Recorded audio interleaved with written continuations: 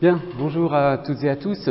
Alors, juste un petit point sur la semaine dernière. En réalité, comme un certain nombre d'étudiants et d'enseignants, j'ai cru que la salle était bloquée parce qu'il était indiqué sur le site de la Sorbonne que le site était fermé. Et je me suis rendu compte après qu'en réalité c'était ouvert. Alors peut-être que certains d'entre vous sont venus, je suis désolé si vous êtes venus pour rien. Donc aujourd'hui ce sera la dernière séance du cours. Je vais terminer, finalement c'est pas très grave, j'avais prévu une séance de révision avec, si vous voulez, une simple séance de révision.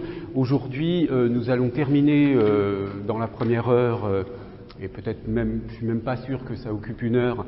Disons, j'ai synthétisé l'essentiel de ce que je voulais vous dire pour achever le programme de ce semestre.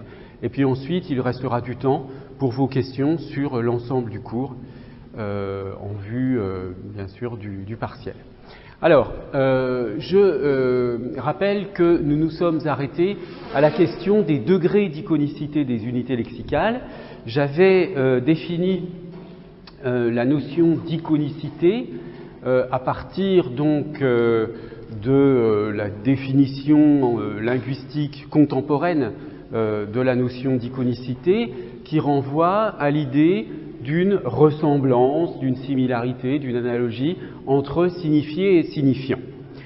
Cette iconicité, elle se divise en deux sortes: l'iconicité d'image, d'une part, qui est une relation entre des attributs communs de deux choses,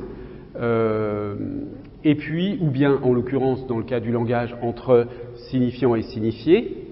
Par exemple, le son i renvoie à l'idée de petitesse, bon ça c'est de l'iconicité d'image, opposée à une deuxième sorte d'iconicité qu'on appelle l'iconicité diagrammatique, que j'avais illustrée par l'exemple de la phrase de César, Weni, Widi, Wiki, où là, une relation entre des signifiants est similaire à une relation entre des signifiés.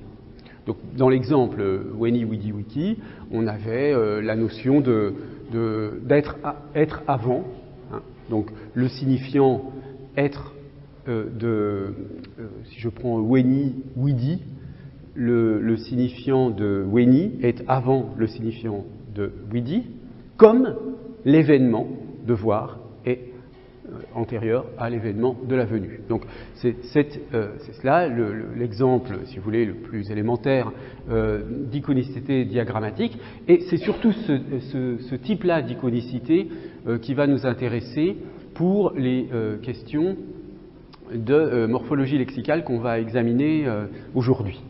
Je rappelle simplement pour mémoire que cette conception linguistique de la notion d'iconicité est tout de même assez différente de la conception sémiotique chez Peirce de la notion d'iconicité. En réalité, il ne faudrait pas croire, je n'ai pas le lieu ici de vous expliquer cela parce que ce serait trop technique, mais le concept peircien d'iconicité, je vous ai bien dit que le mot vient de Peirce, mais les linguistes en ont fait ce couple entre l'iconicité d'image et l'iconicité diagrammatique via la lecture que Jacobson avait fait de Peirce. Bon, donc c'est effectivement, le mot est issu de Peirce, mais la notion linguistique d'iconicité est très différente, elle est différente malgré tout de la notion d'origine chez Peirce, ce que Peirce entendait par iconicité. Bon, mais je le dis, je le mentionne par, si vous voulez, par précaution théorique. Quand on travaille d'une manière approfondie sur la notion d'iconicité, il faut quand même toujours clarifier de quelle iconicité on parle. Bien, donc nous allons parler de l'iconicité linguistique au sens où à peu près tout le monde est d'accord aujourd'hui pour la définir. Bien, alors ce qui va nous intéresser, c'est d'examiner quels sont les facteurs qui font varier le degré d'iconicité des unités lexicales. Certaines unités lexicales, on l'a déjà vu lors de la dernière séance avec les mots nouveaux qui apparaissent en français, enfin tout au moins qui apparaissent dans les dictionnaires du français. Le sens de certains peut être deviné très facilement. Bon, donc intuitivement ça correspond à l'idée qu'ils sont très iconiques, ils ont une grande iconicité, tandis que d'autres sont plus difficiles à deviner. c'est-à-dire que leur iconicité va être considérée comme étant plus faible. Donc, et c'est ce phénomène-là que l'on va essayer d'examiner selon différents paramètres. Mais on commencera d'abord par examiner d'une manière générale quels sont les facteurs susceptibles de varier, quels sont les paramètres plutôt à prendre en considération pour analyser les degrés d'iconicité des unités lexicales. Et puis ensuite, on regardera ensemble quelles sont les principales causes de la diminution de la diagrammaticité des unités lexicales, c'est-à-dire de l'iconicité diagrammatique des unités lexicales. Et je terminerai par le phénomène inverse de l'étymologie populaire qui, lui, remotive, redonne une motivation à des mots qui, a priori, n'en ont pas ou n'en ont pas forcément. Alors, je commence donc par les facteurs de l'iconicité. Le premier, je l'ai déjà présenté, c'est la notion d'étayage paradigmatique et de compositionnalité. C'est-à-dire que pour qu'on ait une iconicité véritable, un certain degré d'iconicité, il faut évidemment que le sens de l'unité globale puisse être calculé, obtenu assez facilement à partir du sens des unités composantes.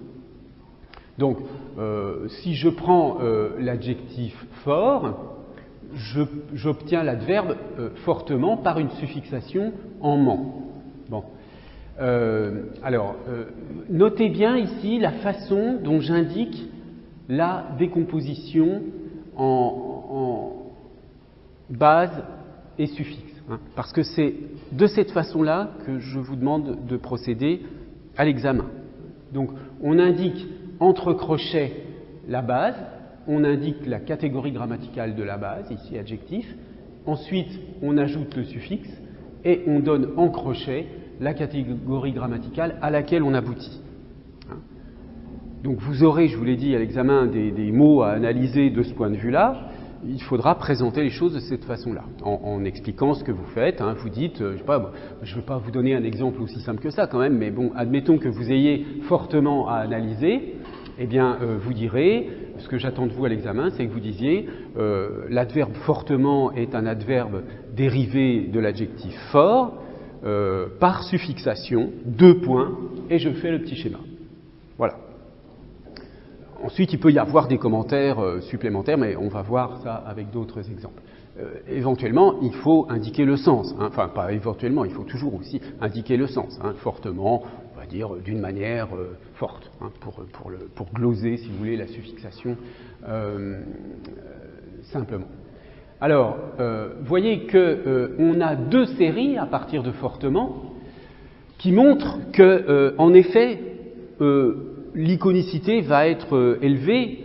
Pourquoi? Eh bien parce que d'une part, fortement en tant qu'adverbe s'inscrit dans une série d'autres adverbes comme rapidement, lentement, c'est-à-dire tous les adverbes de manière en ment du français. Donc c'est une, si vous voulez, fortement s'inscrit dans une série grâce à la suffixation en ment. Et par ailleurs, fortement est dérivé, on l'a dit, de l'adjectif fort, mais il existe d'autres mots formés sur fort. Donc les 2 éléments, fort et ment, sont tous les 2 productifs. Fort existe seul, de toute façon, comme adjectif. Ment n'existe pas seul, c'est un suffixe, mais il est productif pour d'autres adverbes. Bon, même chose pour aliment, alimentaire. Alors ici, donc, on a une base nominale avec une suffixation en R qui donne un adjectif. Et puis, on a également ces 2 séries, alimentaire, avec une suffixation en R, sur le même modèle que complémentaire, exemplaire, unitaire, et puis alimentaire, qui est dérivé de aliment. Donc le mot aliment existe seul. Donc si je comprends le mot aliment, si je maîtrise complémentaire, exemplaire, unitaire, je peux comprendre alimentaire, même si je ne l'ai jamais entendu. Enfin, je peux, ça ne veut pas dire que je le comprends réellement, mais je peux. Même chose pour drôlerie, drôlerie. Cette fois-ci, on a une dérivation nominale à partir d'un adjectif, donc j'ai la base adjectivale drôle, plus une suffixation en -erie qui me donne le nom drôlerie. Donc faites bien attention au jeu des crochets. C'est important quand il y a plusieurs suffixes ou des suffixes plus des préfixes, etc. On verra des exemples plus complexes tout à l'heure. Oui ?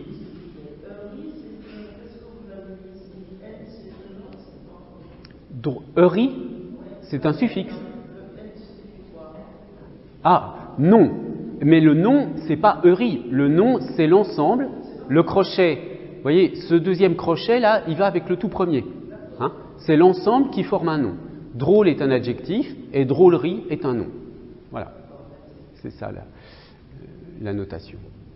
Bon, donc drôlerie s'inscrit avec la suffixation en eurie dans la série bizarrerie, gaucherie, niaiserie. Et puis le drôlerie, à partir de la base drôle, existe dans drôlement. Donc drôlet, c'est très rare, ça existe en français, mais enfin mettons drôle, drôlement.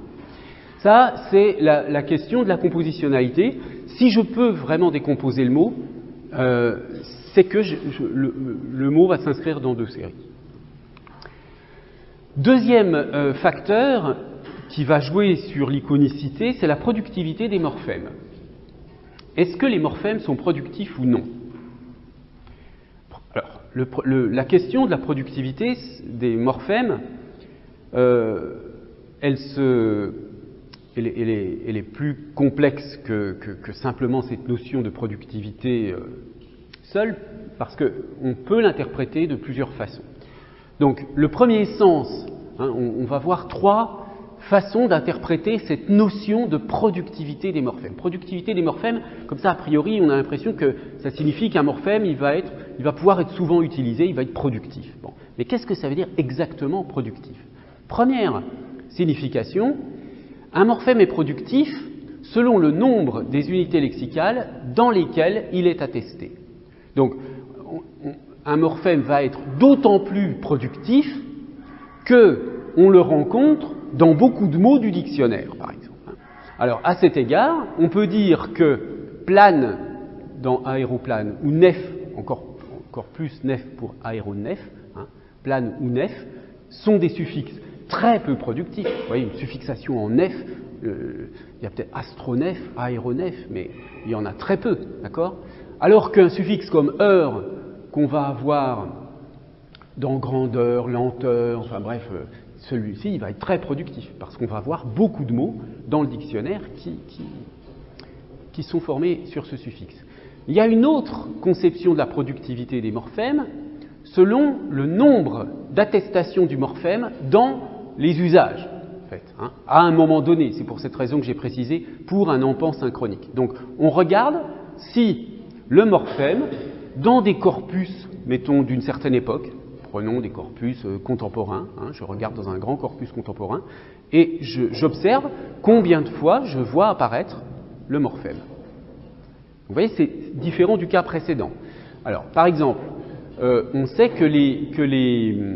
au premier sens de la productivité, des préfixes comme mais ou mal, comme médire, qu'on a dans médire ou mécontent, ou alors mal dans malheureux, malhonnête, ce sont des suffixes qui sont peu productifs dans le premier sens. C'est-à-dire que si quelqu'un n'est pas intelligent, vous n'allez pas dire qu'il est mal intelligent ou il est mésintelligent. Donc on ne peut plus tellement produire, et il y a au fond assez peu de noms aujourd'hui qui comportent disons que ce que je viens de dire là, ça correspond plus au troisième sens, mais bref, en tout cas, on peut supposer que mais et mal, par rapport à un suffixe comme heure, est beaucoup moins représenté. Donc, il a une faible productivité au sens petit a. Mais en revanche, comme il est présent dans des mots comme malheureux, malhonnête, il va éventuellement avoir une certaine productivité dans les usages discursifs, c'est-à-dire que le mot malheureux va apparaître fréquemment, le mot malhonnête peut-être encore plus fréquemment dans la période contemporaine, par rapport à aéronef ou aéroplane. Vous voyez ? Donc c'est un sens différent du premier sens de la productivité. Dans le premier sens, on s'attache aux attestations types, c'est-à-dire aux mots hors emploi, tandis que dans le deuxième sens, on s'intéresse aux attestations occurrences, c'est-à-dire est-ce que le morphème est employé souvent dans les discours. Et enfin, le troisième sens, c'est la quantité de néologismes que le morphème permet de construire dans une synchronie. Alors, par exemple, je donnais tout à l'heure l'exemple de mâle, mais en disant que je peux difficilement fabriquer, enfin, je ne peux pas fabriquer mâle intelligent, mésintelligent, etc. Ça veut dire que le préfixe a une faible vitalité. En revanche, vous avez un suffixe comme itude qui a une très grande vitalité. C'est-à-dire que même des mots qui apparaissent très récemment dans la langue, dans les usages, comme swag, hype, hein, on trouve des emplois d'un mot comme la swagitude, la hypitude, etc. Hein, oui, donc on peut fabriquer des mots avec itude, alors que le suffixe s, par exemple, ou is, ou enfin, surtout s, is, on aura beaucoup plus de mal à fabriquer des mots nouveaux sur ce suffixe. Donc la vitalité du suffixe est différente. Donc vous voyez, trois sens de la productivité. La productivité des morphèmes va être un facteur d'iconicité, dans la mesure où moins un morphème est productif, quel que soit le sens que je prends ici, moins il sera facilement interprétable. Je veux dire par là que je pense qu'un mot comme médire, pour un étranger qui apprend le français, sera plus difficile à comprendre que grandeur. Bon. Alors, oui, je vous en prie. Je ne comprends pas la différence que vous faites entre itude et is.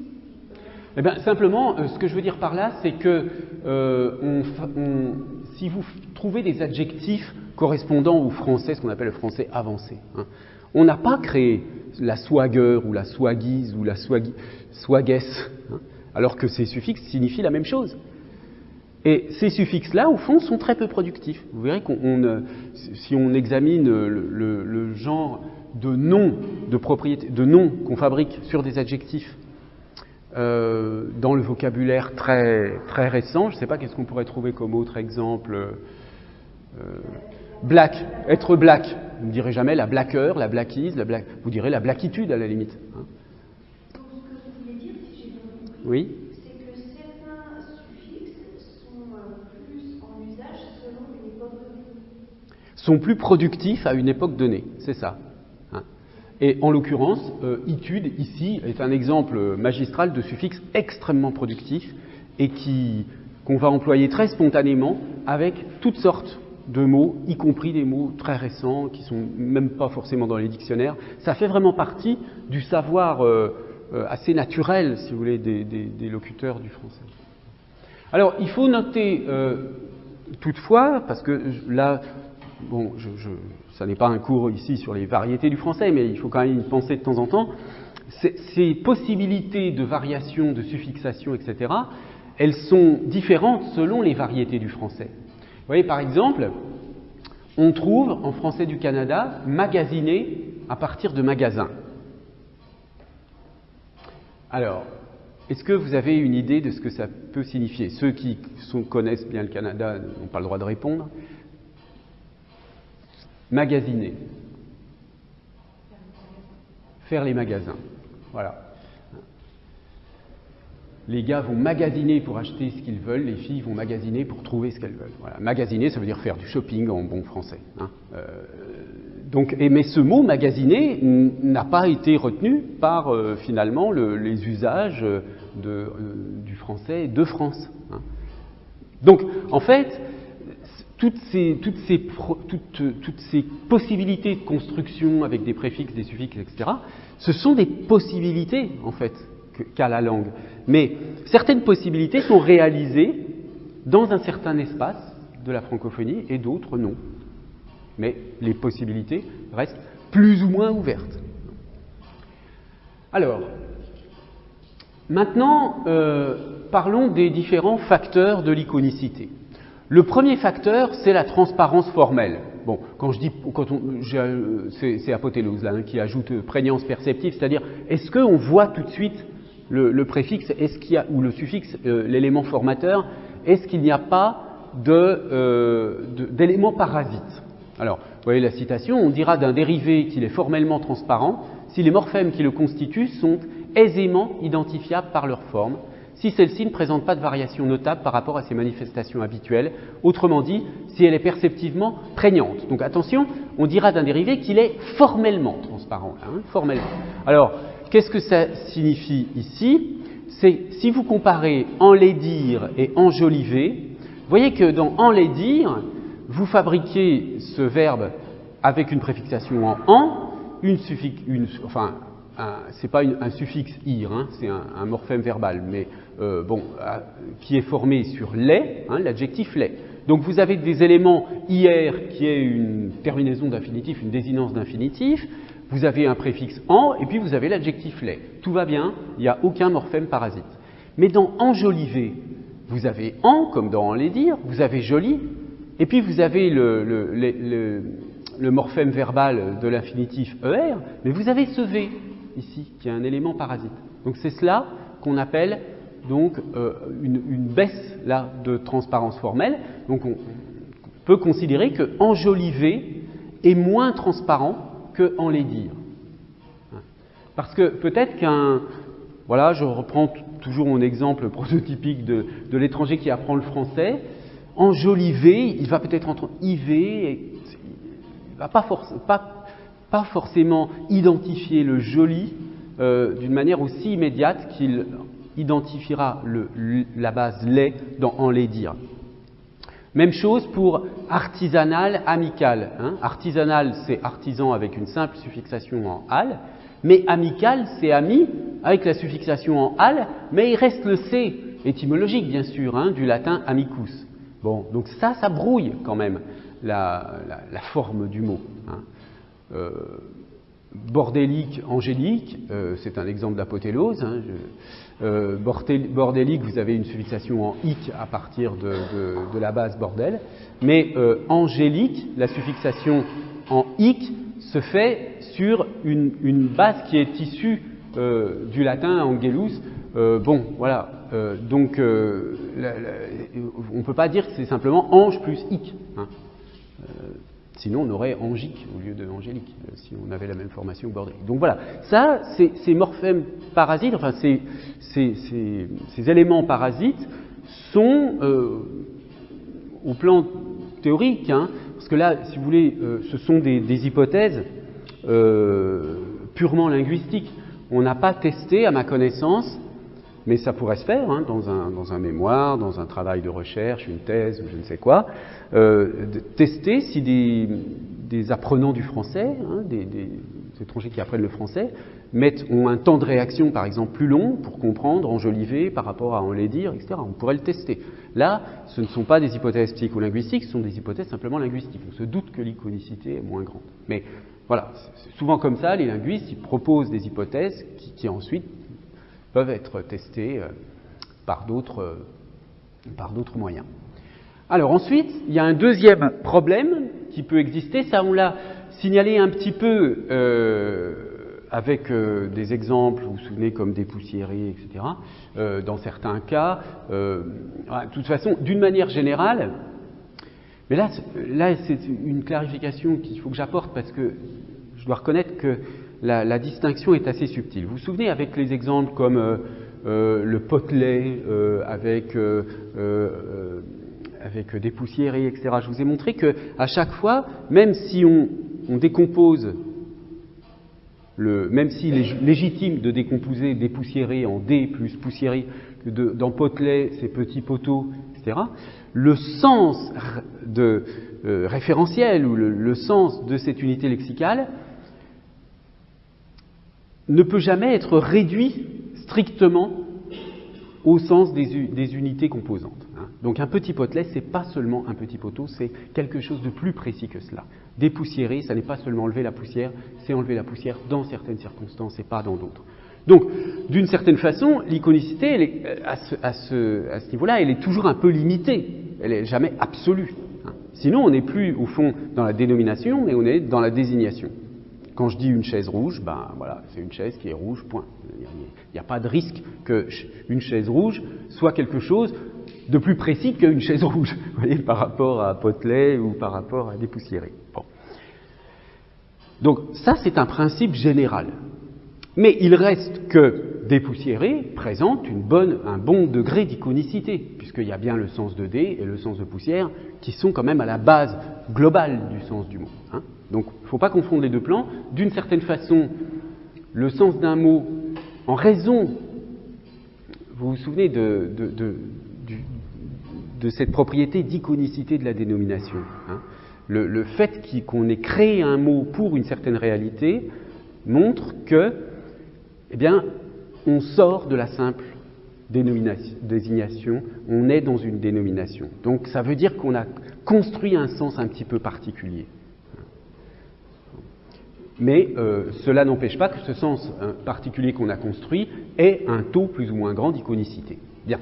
Alors, le problème, donc, c'est que quand on laisse tomber la question que je viens de rappeler de l'iconicité de la dénomination, il reste qu'on peut avoir, dans certains cas, des écarts entre le sens prédictible et le sens effectif du mot.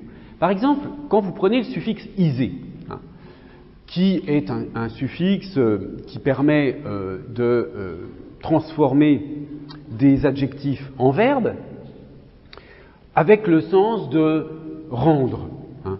Stériliser, rendre stérile, banaliser, rendre banal, fertiliser, rendre fertile.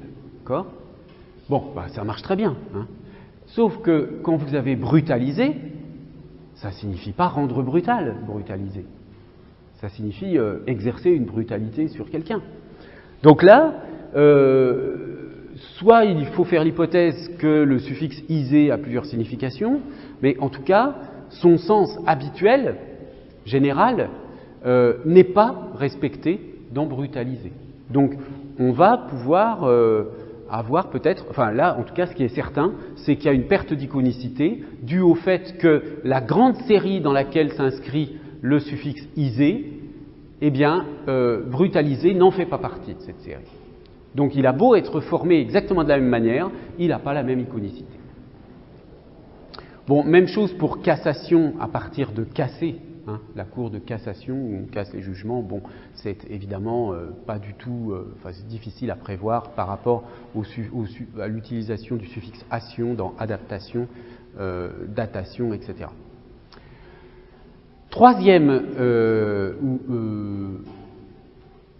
Deuxième facteur de la cause de diminution du caractère iconique, au sens de l'iconicité diagrammatique des unités lexicales, la pluralité des parcours dérivationnels. En fait, quand on a plusieurs préfixes ou suffixes, on a parfois plusieurs façons d'agencer les préfixes et les suffixes. Alors, les très bons exemples que donne Apotélos sont les suivants. Il y a d'abord valide. Vous prenez invalidable. Hein, qu'est-ce que ça signifie invalidable ? En réalité, il y a deux sens de invalidable qui sont ou bien invalidable qu'on ne peut pas valider, ou bien invalidable qu'on peut invalider. Comme quand je dis mangeable, je peux manger, invalidable, je peux invalider. D'accord ? Alors, comment on obtient ces deux sens ? Le premier, on va partir de l'adjectif valide.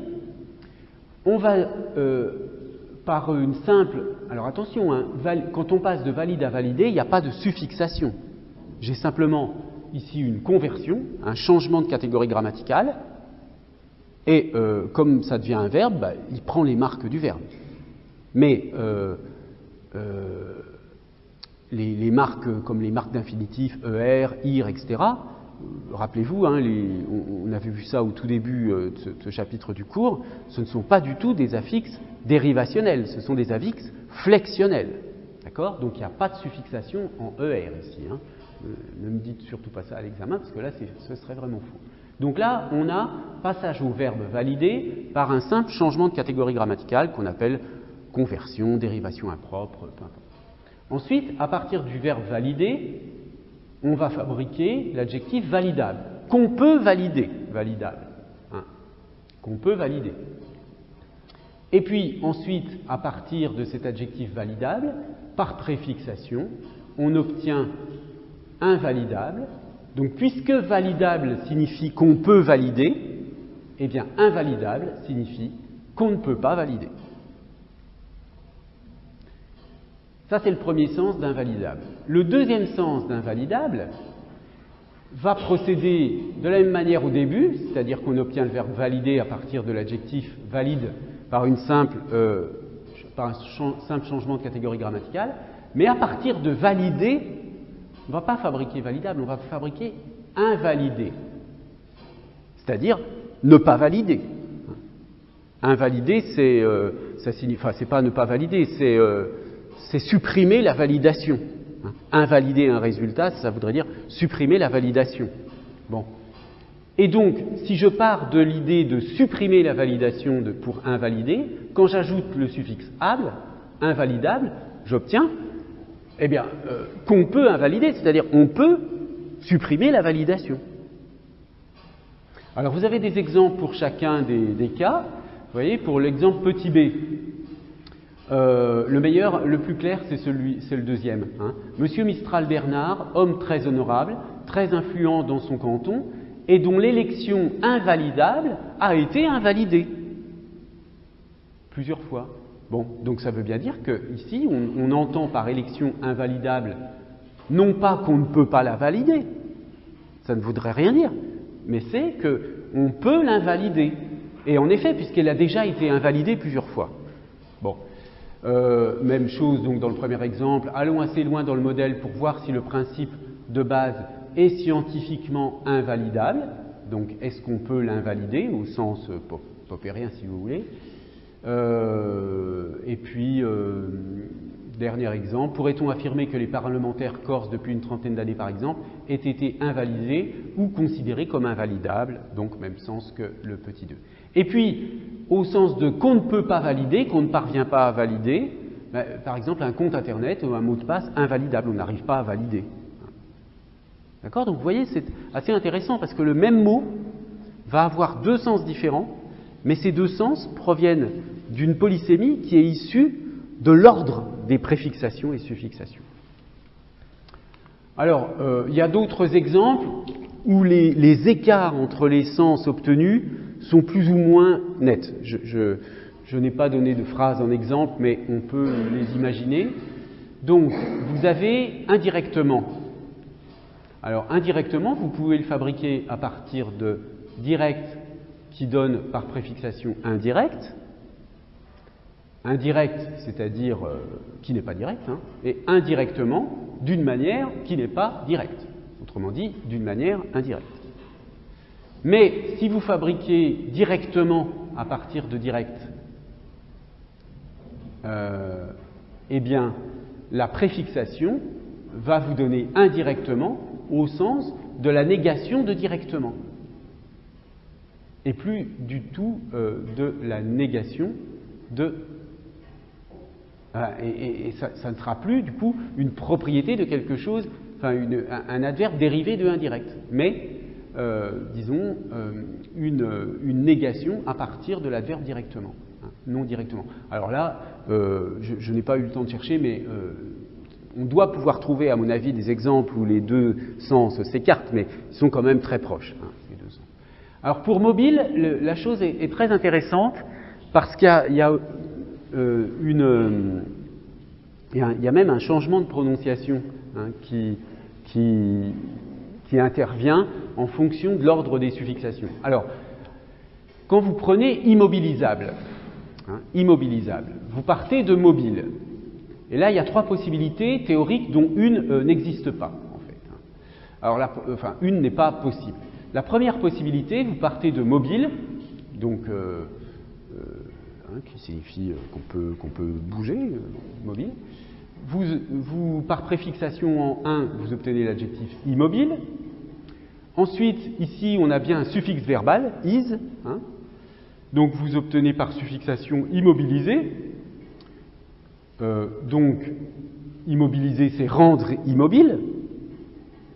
Par conséquent, la suffixation en able vous donne immobilisable, c'est-à-dire qu'on peut rendre immobile, puisque immobiliser signifie rendre immobile, immobilisable signifie qu'on peut rendre immobile. Et puis, dans l'autre mode de formation, je prends le troisième ici, je reviendrai au deuxième ensuite, on fabrique d'abord tout de suite le nom. le verbe, pardon. À partir de l'adjectif mobile, vous obtenez mobiliser. Et alors là, tout de suite, vous allez vers un sens qui va être mobilisé au sens un sens politique, hein, mobiliser pour une manifestation, mobiliser des gens, etc. À partir de mobiliser, mobilisable, hein, voilà, vous allez dire ces personnes sont mobilisables pour toutes sortes de choses. Et ensuite, ça ne se prononce pas immobilisable, mais immobilisable, en fait, qu'on ne peut pas mobiliser. D'accord ?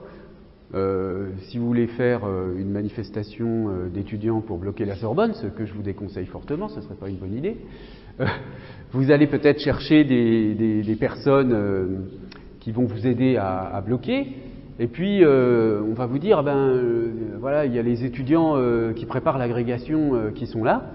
Non, mais les étudiants qui préparent l'agrégation, ils n'ont pas de temps à perdre à bloquer les bâtiments, donc ils sont immobilisables. On ne peut pas les mobiliser pour ça.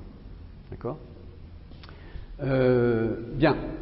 Donc vous voyez qu'on obtient là des sens différents et même une prononciation différente. Bon, là, la deuxième possibilité ici, alors, en fait, à partir de mobile, si je fabrique mobiliser, donc mobiliser, c'est forcément au sens politique, comme je disais, enfin pour simplifier, hein, mobiliser, c'est engager un certain nombre de personnes pour une action, mais là je ne peux pas fabriquer un mobilisé, ça n'existe pas. Donc ce parcours-là, il n'est pas possible, parce que ce mot-là n'existe pas au sens impliqué par le verbe mobiliser. Est-ce que ça va? Vous avez des questions? Non, hein? Alors maintenant, donc ça c'est un des problèmes pour l'iconicité des unités lexicales, parce que certes on identifie bien les éléments formateurs, les morphèmes, hein, donc il y a de la compositionnalité, tout ça est parfait, sauf qu'il y a plusieurs possibilités de combiner les préfixations et les suffixations, donc ça crée des problèmes d'interprétation, donc ça diminue l'iconicité. Alors ensuite, ça c'est un cas un peu plus marginal, un peu plus particulier, enfin marginal non, parce que le phénomène est un peu général, mais alors c'est ce que on appelle parfois les intégrateurs paradigmatiques, c'est-à-dire ce sont des mots qui ont l'air d'être formés comme les autres, mais en réalité quand on regarde bien, il y a quelque chose de bizarre, ça ne marche pas. Alors, oui, normalement, quand vous prenez cerisier, pommier, peuplier, etc., vous avez l'impression, ça marche très bien, ce sont des noms d'arbres, hein, en yé. Mais sauf que peuplier, c'est pas formé sur peuple, hein, comme cerisier est formé sur cerise et pommier sur pomme. Donc en fait, on pense que le peuplier a été formé par analogie, comme nom d'arbre, sur cerisier, pommier, poirier, etc. Mais qui ne peut pas se décomposer de la même façon. Alors, à cette situation, comparons un mot comme antigrippal. Antigrippal, donc un vaccin antigrippal, d'accord ? C'est un vaccin contre la grippe, d'accord ? Alors, quel problème cela pose, antigrippal ? Si vous essayez de faire les préfixations et les suffixations. Grippal, si vous commencez par grippal, donc vous prenez grippe, hein, c'est grippe la base de antigrippal. Hein, donc soit vous faites d'abord la suffixation grippal et ensuite antigrippal, soit vous fabriquez d'abord antigrippe et puis ensuite vous ajoutez la suffixation en al. Il y a les deux possibilités. Première possibilité, vous partez de grippal et puis on va ajouter ensuite la préfixation en anti. Mais grippal signifie relatif à la grippe. Donc, si j'applique le préfixe anti, que je vais avoir par exemple dans anti, il faudrait que je trouve un adjectif, je pensais à anti-missile, mais c'est avec un nom, je sais pas moi, s'il existait des médicaments anti-paresse par exemple. Antiparesseux, ou bon, peu importe, hein, on aurait le sens de qui est contre la paresse. Bon, d'accord ? ou anti-missiles contre les missiles, enfin pour lutter contre les missiles, etc. Mais là, si je pars de grippal au sens de relatif à la grippe, antigrippal ne signifie pas contre ce qui est relatif à la grippe, mais contre la grippe en réalité. Donc en fait, le préfixe anti, il ne s'applique pas à grippal, il s'applique à grippe. Donc il y a quelque chose qui ne va pas. Et si je pars de antigrippe et que j'essaye d'ajouter al, donc antigrippe, on pourra le gloser par qui est destiné à combattre la grippe. Si j'ajoute al, ça va donner quelque chose comme relatif à un médicament antigrippe, mais ce n'est pas du tout ça le sens de antigrippal. D'où l'idée que le al de antigrippal serait simplement analogique de grippal, de même que le yé de peuplier est analogique de pommier. Mais on ne peut pas faire la décomposition normalement. Bon, il y a d'autres mots qui peuvent s'analyser d'une manière similaire, comme intraveineux, interplanétaire, antisismique.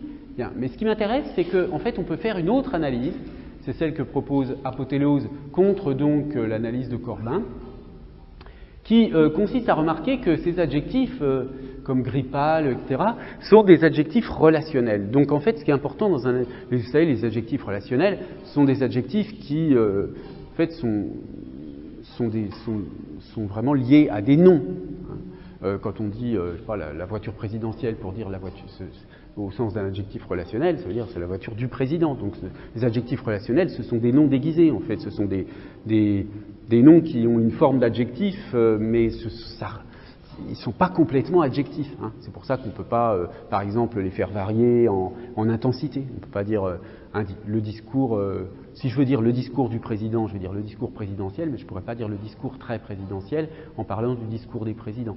Je vais pouvoir dire le discours très présidentiel si présidentiel n'est plus un adjectif relationnel. C'est-à-dire si ça renvoie aux propriétés, certaines propriétés d'un discours de président, mais pas au président lui-même. Donc comme ce sont des adjectifs relationnels, Apothéose estime qu'en réalité, ce qu'il faut prendre en considération, c'est non pas dans l'interprétation, c'est non pas l'adjectif, mais la base nominale tout simplement. Donc fiscaliser, on va l'interpréter comme soumettre à l'impôt parce qu'on va utiliser isé directement sur fisc et pas sur fiscal. Donc plutôt que fiscaliser, agir de façon à rendre fiscal, ce qui n'aurait aucun sens. D'où l'idée qu'on pourrait très bien analyser antigrippal de cette façon-là, c'est-à-dire que j'ai bien une préfixation et une suffixation, hein, sauf que ma préfixation, ou enfin disons que l'ensemble de la formation du mot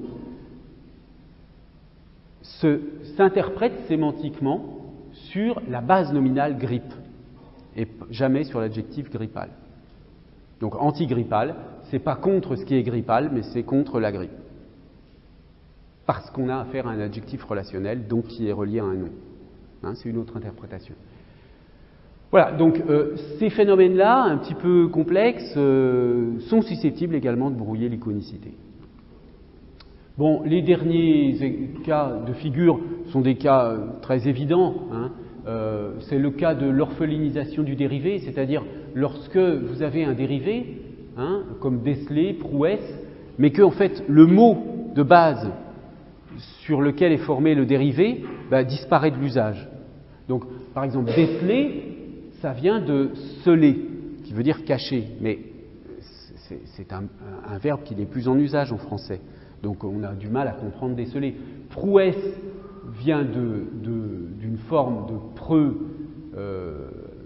qui, enfin, vient sur la base prou, hein, la fixation en S, mais prou est une forme de preux qui, donc là j'ai juste indiqué le morphème, hein, mais le mot preux signifie vaillant, courageux, etc. Mais il est très peu probable que, sauf à avoir un peu de culture littéraire sur le Moyen-Âge, par exemple, un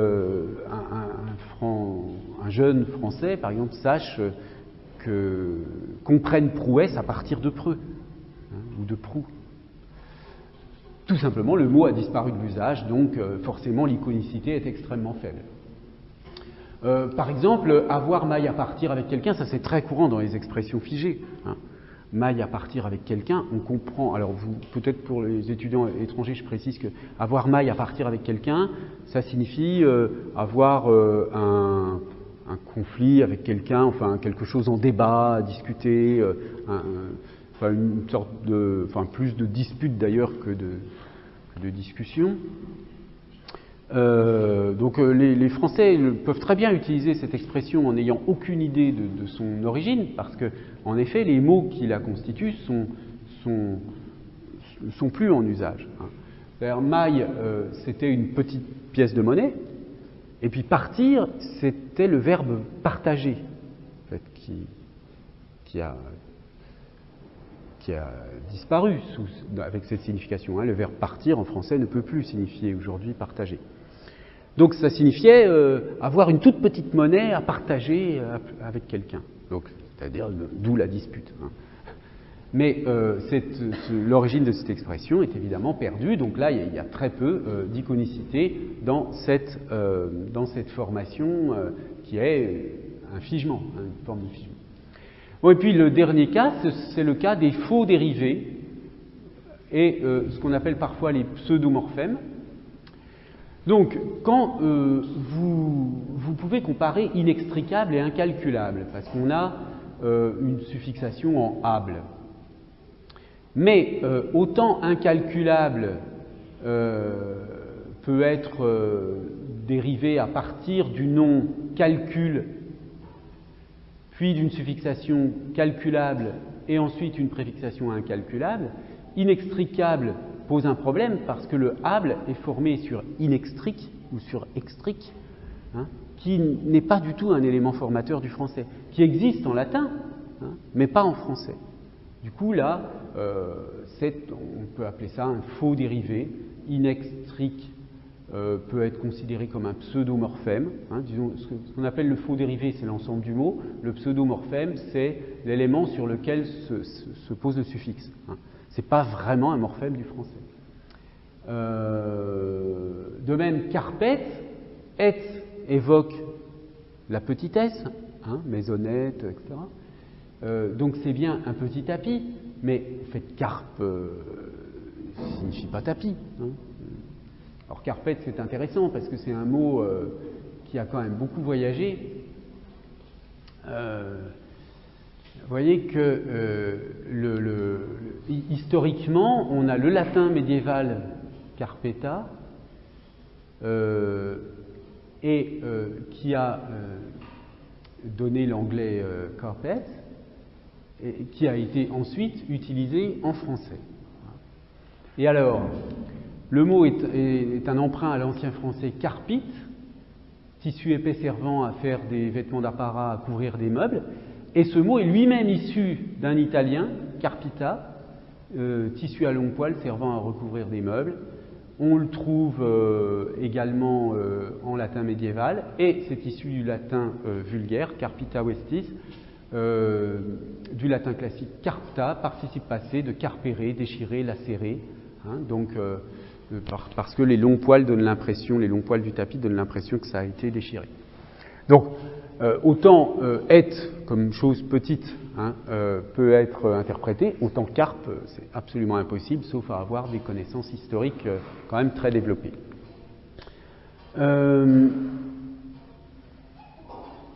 Alors, on a d'autres types d'exemples où cette fois-ci on aura une pseudo-base et un pseudo-affixe, hein, donc ce sont des cas de pseudomorphème. Pour colporter, vous avez bien l'idée de colporter une nouvelle, etc. L'idée de porter est assez compréhensible, hein, on voit le lien entre porter et colporter, mais col, c'est pas du tout interprétable, c'est donc un pseudo-affixe. Et tous ces mots-là, comme inextricable, carpette, colporter, on va les appeler des mots complexes non construits. C'est-à-dire, ils sont complexes parce qu'il y a des éléments identifiables, mais on ne peut pas considérer que ce sont vraiment des mots construits parce qu'ils ne sont pas composés d'un ensemble d'éléments qui construisent vraiment, d'éléments à tester qui construisent vraiment une unité lexicale nouvelle. Et puis, vous avez aussi le cas de ce qu'on appelle les parasynthétiques, où on a une préfixation et une suffixation simultanées. C'est-à-dire là, vous voyez, dans tous les exemples qu'on a vus jusqu'ici, on a vu qu'on mettait un préfixe, et puis ensuite un suffixe, et puis etc. Là, en fait, on ne peut pas s'en sortir autrement qu'en mettant les deux en même temps. Par exemple, dératisé, il n'existe ni déra, ni ratisé. Donc en fait, mais vous avez bien la base ra, le préfixe dé et le suffixe isé. Donc tous les éléments sont identifiables, il n'y a aucun problème, on n'est pas du tout dans le cas des pseudo-morphèmes, mais en fait, on a préfixation et suffixation simultanées. Même chose pour indéniable. Déniable n'existe pas, indénié n'existe pas, mais on a nié ou dénié qui existe. Invincible, alors je ne sais pas, vincible, et puis invaincre n'existe pas, donc invincible se fabrique également par parasynthèse, hein, on parle de parasynthétique. Oui. Oui. On a la base ra. Oui. On a le préfixe dé. Oui, mais déra, ça n'existe pas, un déra. Oui, mais si on décompose le mot, Oui, oui. on laisse la base ra à partir de la base ra, on ajoute dé et isé qui sont appliqués et qu'on a. Oui, mais justement, c'est ce que j'ai dit. On a bien les deux. Ce qui est particulier par rapport à brutaliser, d'accord ? Brutaliser, vous avez le mot brutal, ou alors attendez, non, il faut prendre un par rapport à invalidable, voilà, invalidable, d'accord ? Invalidable, on avait valide, puis invalidé, puis invalidable, d'accord ? Vous faites d'abord une préfixation, ensuite une suffixation. Tous les cas qu'on a vus jusqu'à présent, ce sont des cas de dérivation successive, d'accord ? Vous avez un préfixe, puis un suffixe, puis un autre préfixe, puis un autre suffixe, etc. Le cas particulier, la raison pour laquelle on parle de parasynthétique dans le cas de dératisé, c'est parce que vous partez bien de la base ra, vous avez bien, je suis parfaitement d'accord, le suffixe isé qu'on va trouver dans brutaliser, le suffixe dé qu'on va trouver dans faire, défaire, etc. Sauf que le mot ratisé n'existe pas, ni le mot déra. Donc en fait, on a préfixation et suffixation simultanées sur la base, en même temps, hein, au lieu d'avoir l'un après l'autre. C'est ça le principe du parasynthétique. C'est pas... Alors, maintenant, je passe au dernier point que je voudrais examiner, qui est intéressant parce que, donc là, on a fait le tour d'un peu tous les facteurs qui sont susceptibles de limiter l'iconicité, et maintenant, on va faire l'inverse avec cet exemple de l'étymologie populaire, c'est-à-dire on va voir ce qui remet de l'iconicité éventuellement dans le lexique. Alors qu'est-ce qu'on appelle l'étymologie populaire ? C'est un emprunt à l'allemand, Volksetymologie, hein, qui a été créé au XIXe siècle. Et alors ça s'illustre par des exemples comme ceci, j'ai donné 3 exemples là, mais pour illustrer la question. Alors, le mot hamburger, en fait, étymologiquement, il vient de la ville de Hambourg. D'accord ? Mais les locuteurs de l'anglais, d'abord, l'ont interprété comme ham, jambon, et burger. Parce que dans Hambourg, on a ce début, Hambourg, on a ce début en ham, d'où la création du mot burger, qui ensuite va pouvoir être utilisé, cheeseburger, etc. Mais ça, c'est une invention de l'usage, en réalité, qui est une étymologie complètement fausse, mais qui a quand même, qui maintenant est réelle. C'est-à-dire que le mot burger existe, et puis, oui, d'ailleurs, je pense que même, je crois que ça doit s'utiliser en tout seul, hein, un burger, manger un burger, on dit. Bon. Donc, ça, c'est typiquement une invention de l'usage, à partir d'une étymologie complètement fausse. Jour ouvrable. Alors, souvent, les jours ouvrables, les locuteurs pensent que ça signifie les jours où les magasins ouvrent. Hein. Mais en fait, étymologiquement, ça vient de œuvrer, operare. Hein. Donc, ce sont les jours où on travaille. C'est ouvrable, sur le même modèle que ouvrage. Hein.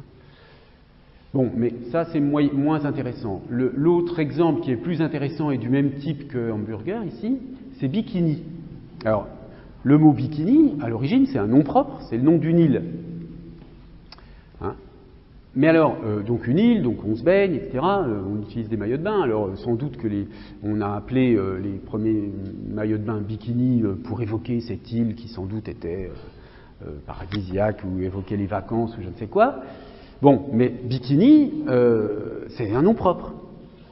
Mais alors, on l'a interprété avec bi signifiant deux. Et kini, on ne sait pas, mais en tout cas, bi c'est deux. D'où la création ensuite de monokini, hein, avec donc un maillot de bain qui comporte une seule pièce. Et même, on trouve zéro kini pour les gens qui font du naturisme. Voilà. On ne sait pas ce que veut dire kini, mais on s'en fiche, c'est de l'étymologie populaire. Hein. Bon, alors tout ça, c'est de la remotivation. Ce que l'usage développe de cette façon n'est ni plus ni moins que ce que font les enfants dans leur apprentissage du langage.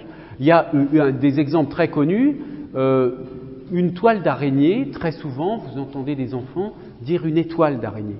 Parce qu'une toile pour eux c'est trop abstrait, ils veulent. Mais en revanche, comme une toile d'araignée ça a une forme un peu d'étoile, ben, ils interprètent. Donc c'est même chose pour un médicament, c'est un petit-cament, la pâte à modeler, c'est la patate modelée. Bon, hein, ça ce sont vraiment des exemples à tester, dont certains sont très, très connus chez les enfants, et ça montre cette espèce de mécanisme cognitif très spontané qu'on a à donner un sens, absolument, à vouloir absolument donner un sens à ce qu'on entend. Alors, dans certains cas, ça reste parfaitement individuel, hein, mais dans d'autres cas, ça s'inscrit dans l'usage et ça s'inscrit dans la langue. On verra tout à l'heure l'exemple de pantalon. Il y a pantalon. Pantalon, ça vient d'un nom propre, pantalone en italien, bon, mais on l'a interprété où long, pantalon signifie long, et comme ça, on a fabriqué pantacourt. Mais c'est de l'étymologie complètement, enfin, c'est pas du tout étymologique. Alors, je vais commenter cette notion à partir d'un article dont je vous mets le lien ici, un article très simple à comprendre et d'une bonne spécialiste de ces questions qui s'appelle Marie-Josée Béglin. Alors, elle défend l'idée que l'étymologie populaire, au fond, repose sur des mécanismes similaires à l'étymologie savante. Enfin, si vous voulez, en gros, ce qu'elle veut dire, c'est que l'étymologie populaire, c'est pas parce que les gens sont idiots qu'ils font de l'étymologie populaire. Hein, et en ce sens, je suis tout à fait d'accord avec elle. Simplement, je ne le justifierai pas en disant que ça procède comme l'étymologie savante, mais je dirais simplement que l'étymologie populaire utilise les processus cognitifs ordinaires d'analogie, etc. Alors, elle donne ces exemples-là, qui sont... dont certains sont un peu amusants. Alors, des exemples à tester, manifestement. Hein. La tour Eiffel doit son nom à ce qu'elle est effilée. Hein. Notre pays s'appelait la Gaule parce que ses habitants allaient à la pêche pour se nourrir. Bon, pour les étudiants étrangers, une canne à pêche, ça s'appelle une Gaule aussi. Le pin sylvestre est appelé ainsi parce qu'on le plante le dernier jour de l'année, hein, à cause de Sylvestre. L'encyclopédie, c'est le pays des cyclopes. Et la décadence, c'est une danse de 10 personnes. Hein. C'est un exemple rapporté par Charles Bailly. Bien voilà, donc dans tous ces cas, on a des sortes d'interprétations de la... Oui. La tour Eiffel, est appelée comme ça, c'est pas forcément l'ingénieur qui l'a fabriqué. Si, bien sûr, mais ça, ce sont des fausses étymologies. Hein. Ce sont des exemples d'étymologie populaire, c'est-à-dire les gens s'imagine, bien sûr, hein, c'est le nom propre Eiffel, Gustave Eiffel, qui a fabriqué la tour Eiffel. Hein.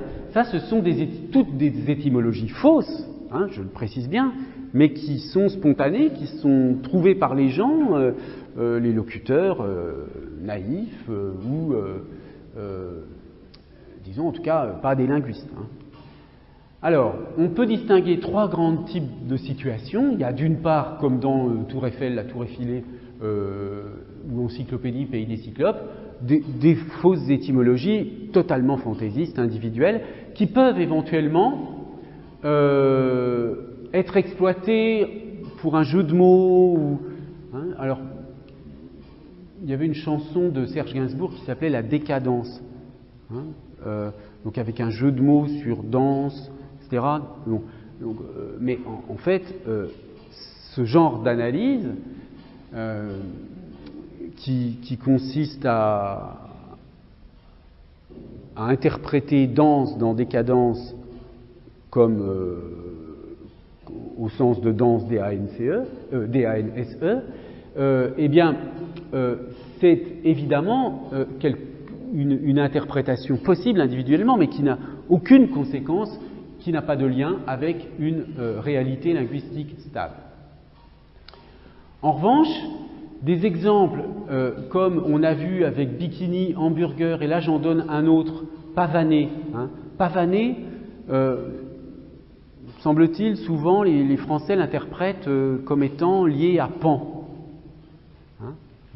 Mais en fait, c'est une étymologie complètement fantaisiste, parce qu'en fait, ça vient de Padovana, la danse de Padoue, en fait. Pavané, c'est une déformation de Padoue, la ville de Padoue. Mais comme pan a une étymologie assez proche, on l'a interprété comme la danse du pan. Mais voilà. Mais du coup, ce pavané, etc., c'est devenu une réalité linguistique. C'est-à-dire que le pavaner au sens de danser, faire la danse de Padoue, est devenu pavaner, se montrer, vous voyez le sens ordinaire de pavaner. Et puis un dernier cas de figure qu'elle ajoute, alors c'est une publicité en fait pour des cours et stages créatifs par le dessin et la peinture, et vous voyez que il faut bien relever ici qu'on a main en italique, ici maintenant. C'était donc une publicité pour des cours de dessin, disons, pour simplifier. Eh bien, ici, comme ce sont des cours de dessin, maintenant renvoie, si main est en italique, c'est pour rendre visible le mot main dans maintenant. Et en fait, il est très probable que le public qui voit cette affiche repère le mot main, mais pense que c'est un simple jeu de mots et qu'on a visualisé le mot main. Mais donc il n'y a pas de réalité étymologique. Or, c'est effectivement l'étymologie du mot maintenant. En fait, le mot maintenant en français est issu du latin manutenendo. Il y a bien le mot main dans maintenant. Mais en fait, cette histoire, disons le sens usuel du mot, nous a fait. Le sens usuel du mot maintenant a perdu de vue son origine étymologique.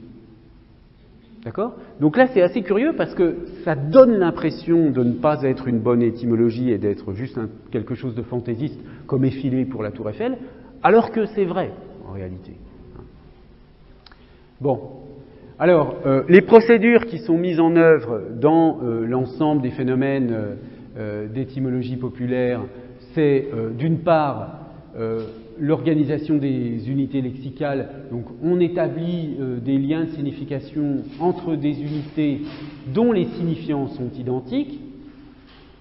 Donc elle était légère et elle volait. Alors vous voyez là, c'est un jeu de mots sur voler, être léger. On est léger parce qu'on vole et on est léger, irresponsable, et donc on vole au sens de dérober. On établit des liens de signification entre des unités dont les signifiants se ressemblent, assumer c'est assommant, etc.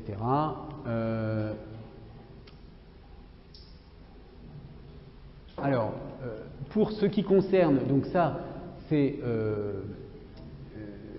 c'était juste pour, disons, l'organisation globale des unités lexicales, mais quand on regarde les procédés d'analyse syntagmatique qui sont mis en œuvre dans l'étymologie populaire, les principaux cas sont les suivants. Soit on a une analyse inachevée du mot, c'est un peu, tout à l'heure quand on parlait de colporter, etc., on n'avait pas besoin d'achever l'étymologie. Donc pour calfeuter, le mot est devenu calfeutré sous l'influence de feutre. mais le mot cal est resté, mais sans qu'on l'interprète. Choucroute, qui est formé à partir de l'allemand dialectal Sauerkraut, où Sauer signifie aigre, a été déformé d'après chou. Mais en fait, si les Français, les francophones reconnaissent chou dans choucroute, bah, croûte, enfin, bien que croûte ait un sens, hein, vous voyez, mais c'est assez remarquable que on ne voit pas de la croûte dans la choucroute. Hein, je veux dire que donc on a des capacités d'occultation des éléments de formation du mot qui sont assez étonnantes. Hein. Alors on pourrait imaginer qu'un enfant qui n'a jamais mangé de la choucroute, on va lui dire tiens voilà c'est ça de la choucroute, il pourra dire mais elle est où la croûte, hein, peut-être. Mais une fois qu'on connaît le sens du mot et qu'on associe choucroute à chou, on ne voit plus croûte, hein, d'une certaine façon. Donc il peut y avoir, c'est pour ça qu'on parle d'une analyse inachevée du mot. Dans choucroute, on analyse chou, mais pas le reste. Donc c'est une analyse inachevée. Ensuite, il y a des cas où l'identification est quand même un peu plus complexe. Alors bon, dans les étymologies fantaisistes, maisonnette, c'est une maison, il y a une sonnette. Bon. Là, l'exemple du pantalon, hein, qui pend jusqu'au talon, ou alors jeunesse, âge, où les jeux naissent. Hein, bon, ça c'est vraiment une étymologie très très fantaisiste, mais elles étaient en vogue, semble-t-il, sous Louis XIII. Donc pantalon qui pend jusqu'au talon. L'idée une autre étymologie, je vous l'ai dit tout à l'heure, pour ce mot, c'est d'entendre long dans pantalon et de fabriquer pantacourt. Donc là, les éléments lexicaux sont quand même un peu plus nettement analysés. Et puis ensuite, on peut avoir tendance à justifier le signe par des propriétés externes. Alors là, ce sont des exemples de langage enfantin. Hein. Un enfant va dire que le pain et le train sont des mots longs, parce qu'un train c'est long, un pain c'est en longueur aussi, donc une sorte de confusion entre la réalité et les propriétés du mot. Bon, voilà, ce genre de choses.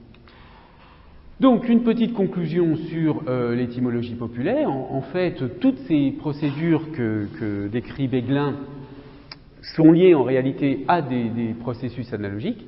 Les organisations lexicales, lorsqu'on observe l'organisation des unités lexicales, ben, on a affaire à des similarités entre des signifiants qui donnent des similarités entre des signifiés. Hein, c'était ces exemples-là, GRL volet, assumer c'est assomant. Donc c'est une analogie qu'on peut dire binaire. Et puis, dans le cas de l'analyse syntagmatique, on a des analogies proportionnelles. Donc on a vraiment des cas d'iconicité diagrammatique. Soit une similarité partielle suffit, soit on a une similarité plus complète, comme on l'a vu. On remarque aussi que ce sont quand même les morphèmes lexicaux qui sont privilégiés, parce que, évidemment, ils véhiculent des catégories, et puis que dans certains cas, avec l'exemple du train et du pain qui sont longs, on a les propriétés externes qui interfèrent sur les propriétés du mot. Donc là, on pourrait parler d'analogie hétérogène. Alors, ce qui est intéressant, hein, pour conclure sur ce problème général de la diagrammaticité des mots, des unités lexicales, c'est qu'au fond, ce qu'on peut réappeler la morphémicité, c'est-à-dire le fait qu'un mot soit ou pas un morphème, au fond, on se rend compte que c'est une propriété, finalement, qui a des degrés. C'est-à-dire il y a des éléments qui sont vraiment des morphèmes clairs et nets, comme D dans défaire, bon, ça c'est un morphème.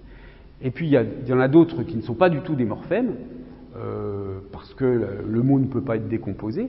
Et puis certains sont intermédiaires, hein, comme col dans colporté, est-ce que c'est un morphème, est-ce que ce n'en est pas un bon. Et donc, en fait, ce qui est intéressant dans cette analyse, c'est que ça complique un petit peu cette notion de morphème. Il y a des unités qui sont, enfin, dans les unités lexicales, dire qu'on décompose en morphème, c'est quand même une simplification. Hein. Dans le meilleur des cas, oui, il y a des morphèmes bien identifiables. Dans d'autres cas, non. Et puis, ce qui est très intéressant tout de même avec cette notion d'iconicité, c'est cette tendance, je la mentionnais tout à l'heure, qu'on a, cette tendance générale qu'on a à donner un sens au signifiant. Faire en sorte que ce qu'on entend soit porteur de signification. Et Damouret-Épichon disait, je cite, « Chaque Français sent en soi le pouvoir de donner du sens à des syllabes spontanément venues se présenter à lui, sans qu'il les ait auparavant jamais entendues employées par un autre. » Donc c'est comme ça qu'on peut essayer de deviner le sens des mots, et c'est cela, cette notion d'iconicité dans l'analyse des unités lexicales. Bien, alors là, j'ai donc terminé le dernier chapitre du cours. Je vous rappelle l'ensemble du plan du semestre, l'ensemble du plan du cours du semestre. Je vous rappelle donc qu'on a commencé par réfléchir un peu d'une manière générale sur la notion de signification, de sens, et on avait mis en relation la question de savoir ce que signifie sens ou signification avec la question de la compréhension. Ensuite, à partir de cette notion de compréhension, on a essayé de regarder comment on comprend des mots lexicaux, des mots grammaticaux, des phrases, des textes, donc pour s'interroger sur la nature de la signification des unités lexicales, des unités grammaticales, des phrases, des textes. Et on a vu finalement qu'il n'y avait pas du tout d'unité dans cette idée de signification, que le fait qu'on utilise le mot signification dans tous ces cas est très largement une illusion. Les facteurs mis en jeu en termes de compréhension ne sont pas du tout du même ordre. Donc en fait, il y a quand même quelque chose de trompeur à parler de signification sans plus de précision dans tous ces cas. Ce qui finalement nuit à l'unité de la sémantique en tant que science de la signification. Nous avions examiné ensuite quelques manuels universitaires pour voir différentes tendances en sémantique, et principalement, je vous rappelle, trois grandes tendances qui se sont dégagées aussi bien des manuels français que des handbooks de sémantique qui ont une diffusion plus internationale. Donc trois tendances, une tendance plutôt logique, une tendance plutôt cognitive et une tendance plutôt structurale. Et enfin, nous avons abordé, donc ensuite, dans l'idéal, si on avait eu toute l'année, on ferait la sémantique lexicale, la sémantique grammaticale, la sémantique de la phrase, la sémantique du texte. Bon, mais comme on a juste un semestre, je me suis limité à ce qui, de toute façon, apparaissait comme central, vous voyez, dans tous les manuels, la sémantique lexicale. Donc, sur la sémantique lexicale, on a vu d'abord la question des liens entre lexique et grammaire, la frontière un peu floue entre sémantique lexicale et sémantique grammaticale. J'ai rappelé dans ces parties de réflexion générale sur la notion d'unité lexicale le lien entre l'unité lexicale et la notion de catégorisation, l'opposition entre dénomination et désignation. Et puis ensuite, on a examiné la formation d'une unité lexicale, comment donc on comprend une unité lexicale avec les différents types de morphèmes, les modes de formation, l'identification des unités lexicales construites et ce qu'on a vu aujourd'hui, le degré d'iconicité des unités lexicales. Voilà, donc ça c'est le plan qu'on a fait aujourd'hui, donc je ne rappelle pas, c'est quand même, on vient de le faire, donc vous l'avez en mémoire. Voilà, alors je regarde, oui, j'ai quand même occupé plus, je pensais que ça tiendrait en moins longtemps que ça, mais voilà, est-ce que vous avez maintenant des questions sur le cours? Enfin, sur ce que vous voulez, sur l'examen.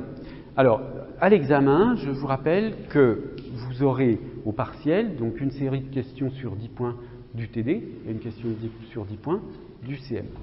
Donc je parle moi uniquement des questions qui portent sur le CM. Dans les questions sur le CM, il y aura deux types de questions possibles. Des questions de cours, pour expliquer une notion, expliquer ce que c'est que l'iconicité, par exemple. Et puis, des questions exercices, avec des mots à analyser. Je vous dirai, je ne me souviens plus quelle est la formule que j'ai utilisée, mais une formule du type analyser ces mots du point de vue sémantique ou analyser les mots soulignés dans des phrases d'un point de vue sémantique. Et ce que je vous demande, c'est ça, c'est d'analyser les préfixes, les suffixes, de voir le sens, et d'essayer de dire le plus possible de choses intéressantes autour de ces mots, ce qu'il y a d'intéressant à dire. Pour les questions de cours, il y a deux formulations possibles de la question de cours. Ou bien elle est posée directement, comme par exemple expliquer la notion d'iconicité, ou bien elle est posée indirectement à travers une citation. Je donne une citation d'un texte qu'on a vu en cours ou d'un texte que je vous ai dit de lire et je vous demande de commenter. Alors commenter la citation, l'exercice consiste à essayer de bien comprendre le chapitre ou la partie du cours à laquelle renvoie cette citation et de réexpliquer à votre façon, en contextualisant la citation, les notions qui sont en jeu dans l'extrait. Oui ? Vous avez dit qu'un exercice est probable. Ah ben c'est certain même. Quand vous avez donné dans la pluralité des parcours organisationnels, vous avez donné comme exemple valide, donne validé, donne validable, donne invalidable, par exemple. Vous avez rappelé que ER n'était pas un fixe délégationnel, qui ne créait pas une autre unité lexicale, et j'aimerais, si vous en êtes d'accord, que vous rappeliez pourquoi, par rapport à validable, lui crée, si j'ai bien compris. Oui, c'est ça. Alors d'accord, oui, je comprends bien les questions, c'est un point important, effectivement, c'est important que vous l'ayez bien à l'esprit. Alors comparons validable et validé à partir de l'adjectif valide. D'accord ?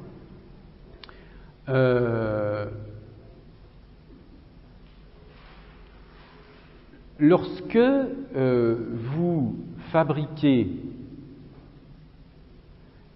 valider, le verbe valider, à partir de l'adjectif valide, vous fabriquez bien d'une certaine façon un mot nouveau. D'accord ? Vous fabriquez un mot nouveau, puisque le verbe valider n'est pas la même chose que l'adjectif valide. De la même manière que vous fabriquez un mot nouveau quand vous fabriquez validable, l'adjectif validable, à partir de l'adjectif valide. D'accord ? Mais comment vous fabriquez validable ? Vous fabriquez validable par une suffixation avec able. Ce mot able qui sert toujours à fabriquer des adjectifs à partir d'autres éléments. En revanche, comment vous fabriquez valider à partir de valide ? Non pas par une suffixation, par un simple changement de catégorie grammaticale. Donc, valider devient un verbe par conversion à partir de valide. Valide adjectif devient un verbe, sans morphème. D'accord ? Sans morphème. Par contre, à partir du moment où il est un verbe, il prend toutes les marques verbales.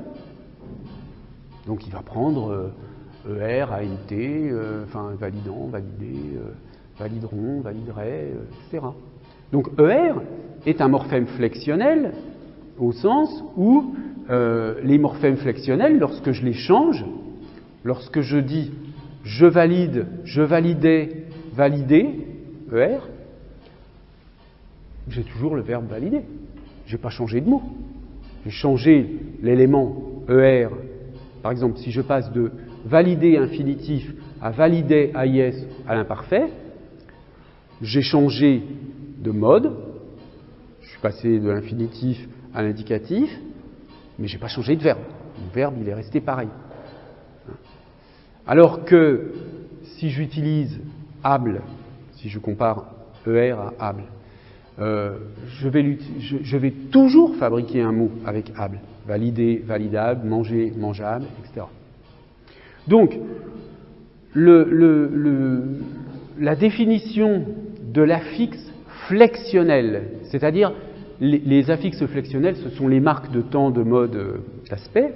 Donc, par exemple, la marque d'infinitif ER fait partie des marques des affixes flexionnels. C'est un des éléments de la conjugaison du verbe. D'ailleurs, c'est pour cette raison que, quand j'ai affaire à des enseignants, je leur dis, et vous savez, il y a une pratique en France, dans les manuels, dans les livres d'exercices pour les classes, on dit toujours les verbes non conjugués, pour dire qu'ils sont à l'infinitif. Mais c'est une aberration parce que, en fait, l'infinitif, c'est une forme de la conjugaison des verbes comme les autres. Ça fait partie de la morphologie verbale. Hein. Simplement, c'est une forme, c'est un verbe conjugué à un mode non personnel, comme le participe passé ou le participe présent. Mais ça ne veut rien dire une forme non conjuguée du verbe. Le verbe, par définition, il se conjugue. C'est le mot qui est un mot qui se conjugue, donc il est forcément toujours conjugué d'une façon ou d'une autre. Hein. Bon. Donc, les affixes flexionnels sont les marques de temps de mode de personne, les marques de genre, les marques de nombre. Toutes ces marques-là, elles ne créent pas un mot nouveau, mais une forme nouvelle d'un même mot. Le verbe, il va varier en temps, en mode, etc., mais c'est toujours le même verbe. Le mot, je sais pas, un adjectif petit, mis au féminin, petite, ou au féminin pluriel, petite avec un S, il ne change pas de sens. En principe, hein, on a toujours le même mot. Bon. En revanche, avec les affixes dérivationnels, donc non plus flexionnels mais dérivationnels, donc les préfixes, les suffixes, on n'a pas une forme nouvelle du même mot, mais on crée un mot nouveau. On crée un mot nouveau à partir d'une base existante. Donc c'est ça la différence entre les affixes flexionnels et les affixes dérivationnels. Donc c'est quand même du point de vue de la compréhension de la distinction entre ces deux types de morphèmes, c'est évidemment une grosse erreur de ce point de vue-là d'analyser ER comme un suffixe. Par exemple, de dire embarquer. Vous voyez la différence entre dératiser et embarquer. Dératiser, vous avez un suffixe isé. Et vous avez donc un parasynthétique, on l'a vu, puisque déra n'existe pas, ratisé n'existe pas. Mais dans embarquer, là, vous avez quelque chose de comparable, parce que embarque n'existe pas, barquer n'existe pas. Sauf que dans embarquer, vous n'avez pas de suffixation. En fait, vous avez en même temps une préfixation en et une conversion de barque en verbe qui implique qu'on utilise l'infinitif. Mais l'infinitif lui-même n'est pas un suffixe.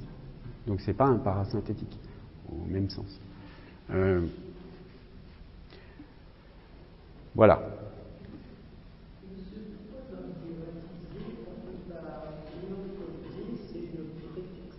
On le dit, c'est une préfixation. Sauf que ce qui est particulier, si on parle d'interfixation plutôt que de préfixation, c'est que la préfixation doit se faire simultanément avec la suffixation. Parce que déra n'existe pas. Vous voyez, tout à l'heure, je faisais la comparaison avec invalidable. Vous voyez, dans invalidable, vous partez de valide, fabriquez invalidé, ça existe. Ensuite, vous avez infalidable. Donc, vous avez l'un après l'autre. Alors que dans dératisé, vous ne pouvez pas faire déra, vous ne pouvez pas faire ratisé.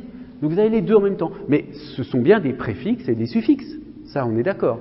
Simplement, le procédé de formation, ça n'est plus seulement une dérivation par préfixation ou suffixation. Il y a les deux en même temps, donc c'est pour ça qu'on donne un nom particulier à ce mode de formation, le parasynthétique.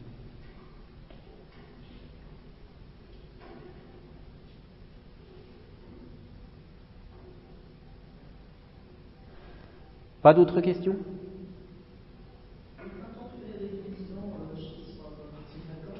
Oui.